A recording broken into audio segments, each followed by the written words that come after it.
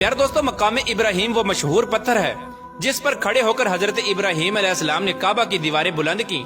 جیسے جیسے خانہ کعبہ کی دیواریں بلند ہوتی جاتی ویسے ویسے یہ پتھر بھی ہوا میں بلند ہوتا جاتا۔ پیار دوستو، نبی کریم رؤوف الرحیم صلی اللہ تعالی علیہ وآلہ وسلم نے ارشاد فرمایا کہ حجر اسود جب جنت سے اتارا گیا تو دودھ سے بھی زیادہ سفید تھا، پھر انسانوں کے گناہوں نے اسے سیاہ کر دیا۔ اور ایک اور روایت کے مطابق نبی کریم رؤوف الرحیم صلی اللہ تعالی علیہ وآلہ وسلم نے ارشاد فرمایا، حجر اسود اور مقام ابراہیم جنت کے یاقوتوں میں سے دو یاقوت ہیں۔ اللہ تبارک و تعالی نے ان کے نور کی روشنی کو بجھا دیا۔ اگر اللہ تبارک و تعالی ان کے نور کی روشنی کو نہ بجھاتا تو یہ مشرق سے مغرب تک سب کو روشن کر دیتے۔ خانہ کعبہ کی 5ویں اور 6ٹھی تعمیر۔ خانہ کعبہ کو 5ویں بار قوم عمالقہ اور 6ٹھی مرتبہ قبیلہ جرہم نے تعمیر کیا۔ قبیلہ جرہم میں سے جس شخص نے یہ کام کیا اس کا نام حرس بن مداد اصغر تھا۔ خانہ کعبہ کی 7ویں تعمیر۔ خانہ کعبہ کی 7ویں تعمیر کرنے والے نبی آخر الزمان حضرت محمد مصطفیٰ صلی اللہ تعالی علیہ وآلہ وسلم کے پاک نسب میں سے ایک بزرگ ہیں جن کا نام حضرت قصہ بن کلاب تھا۔ انہوں نے خانہ کعبہ کی از سر نو تعمیر کی اور ایک بے مثال پختہ عمارت تعمیر کرائی۔ پیارے دوستو، خانہ کعبہ کی 8ویں تعمیر کی ضرورت اس وقت پڑی جب قبیلہ قریش کے سرداری کے دور میں ایک زبردست سیلاب آیا جس سے خانہ کعبہ کی دیواریں بے حد کمزور ہو گئیں، تو متفقہ فیصلے کے تحت خانہ کعبہ کو قبیلہ قریش نے دوبارہ سے تعمیر کروایا، جس تعمیر میں نبی آخر الزمان حضرت محمد مصطفیٰ صلی اللہ تعالی علیہ وآلہ وسلم کی ذات اقدس نے بھی شرکت فرمائی۔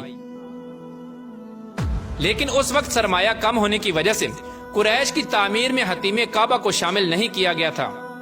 خانہ کعبہ کی 9ویں تعمیر اس وقت ہوئی جب یزیدی فوج کی سنگ باری کی وجہ سے خانہ کعبہ کی دیواریں شکستہ ہو گئیں، تو حضرت عبداللہ بن زبیر نے حتیم کعبہ جو کہ قریش کی تعمیر میں شامل نہیں کیا گیا تھا اس کو بھی شامل کر کے بنیاد ابراہیمی پر خانہ کعبہ کو نئے سرے سے تعمیر فرمایا۔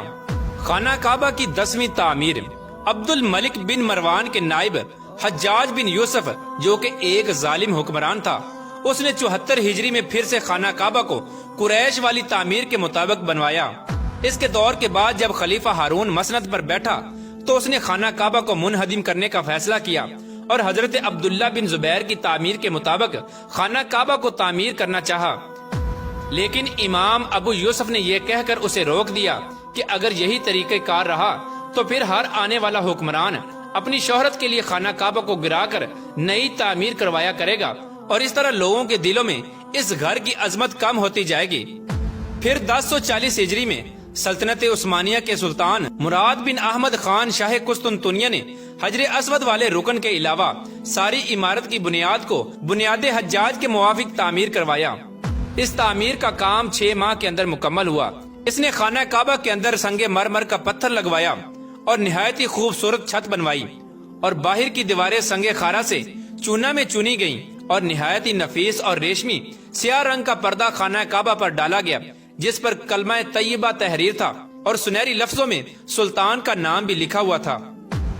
اس طرح سلطنت عثمانیہ کی تعمیر کے بعد شاہ فہد بن عبد العزیز نے سن 1417 کو بیت اللہ شریف کی تجدید کا کام شروع کیا، لہٰذا اس طرح خانہ کعبہ کی موجودہ عمارت کم و بیش 404 سال پرانی ہے، کیونکہ یہ عمارت 1040 ہجری میں بنی اور اب 1444 ہجری ہے۔ اللہ تبارک و تعالیٰ سے دعا ہے کہ اللہ تبارک و تعالیٰ اپنے بیت اللہ شریف کی بار بار زیارت نصیب فرمائے اور حج بیت اللہ کی سعادت نصیب فرمائے۔